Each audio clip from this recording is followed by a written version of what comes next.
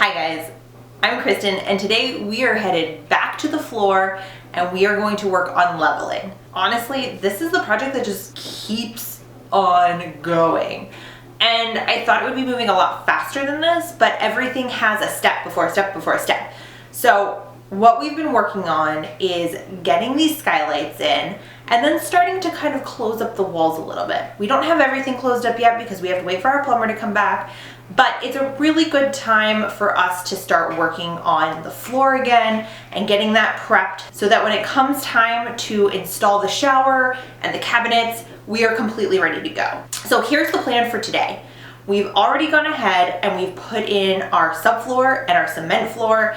So now we're gonna work on leveling everything out and making sure that it's all smooth and ready to go for tile. Now this is gonna take a couple of days because we have to prep things, we have to wait for the primer to dry, but overall I think it's gonna be pretty simple.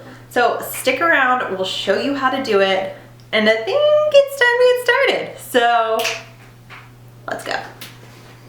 You can easily see when we pulled out our laser level that this floor is very uneven. Between removing walls, old water damage, and foot traffic, this room sloped in a few places. To prepare for the leveler, we started by setting our desired height throughout the room. To do this, Kevin started by finding the highest part of the room and screwing a screw to be flush with the ground. From there, he worked his way around the room, leaving a screw every few feet. The screws were left at varying heights, so when a level was placed from one screw to the next, it was completely level. Once the screw was at its desired height, he put a piece of painter's tape over it, mainly so we didn't trip on it, but also so that we could take a photo and know exactly where the screws were around the room. These screws are going to be used as a guide to help determine how much leveler I need in a given section. By the end, all of the screws should be just flush with the leveler or barely covered with it across the whole floor. While he was working, I started sealing up the rest of the room to avoid the leveler from dripping through any of the cracks or plumbing holes. I started by applying spray foam around the drain and water pipe.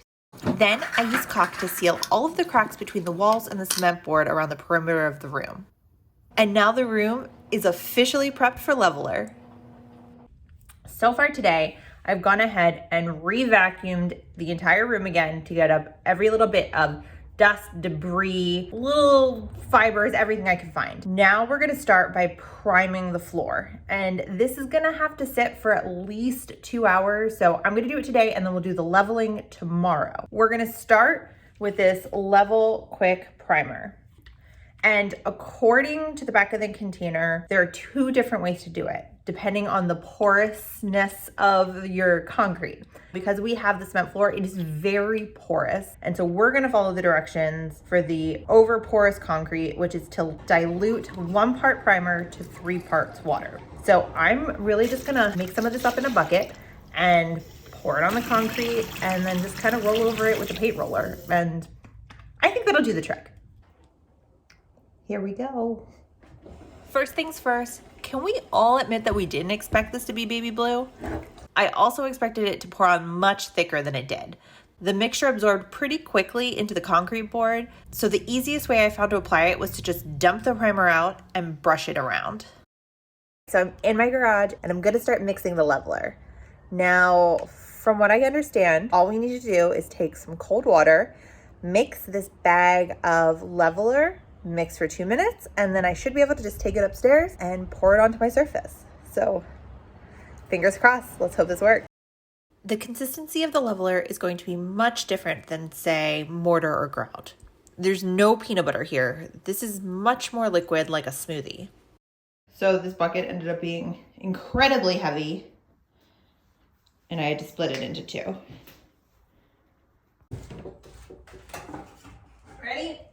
Yep.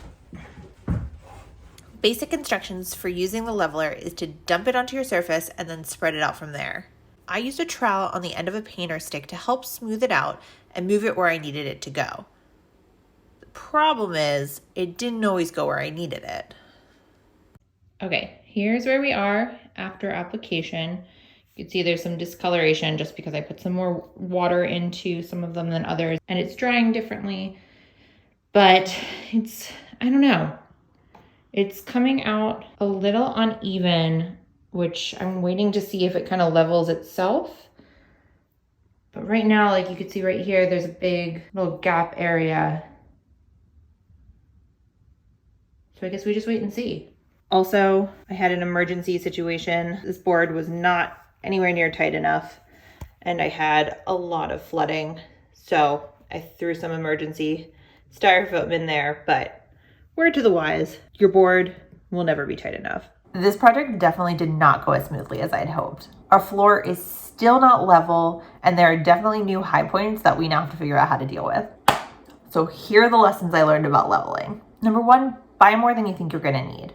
Realistically, we needed at least another half bag of leveler, if not more. I tried to stretch what we have, which is why we have weird peaks. Number two, once it self-levels itself out, do not touch it. It's only self-leveling to a point, which I learned the hard way. So once it starts to even dry a little bit, it's over. You can't touch it. Chatty. Number three, make sure your doorways are completely sealed. At the end of the day, leveler is still a liquid and it will find a way out. Number four, don't let your animals anywhere near the room. Our cat snuck in before we could get the gate up, and now we have a permanent reminder that Buddy made it into the room. Okay, it's actually kind of cute. Thanks so much for watching. Now that the floor is prepped, we actually get to start building the room and the shower. So stay tuned for that, and don't forget to like and subscribe to see how it goes. Say bye.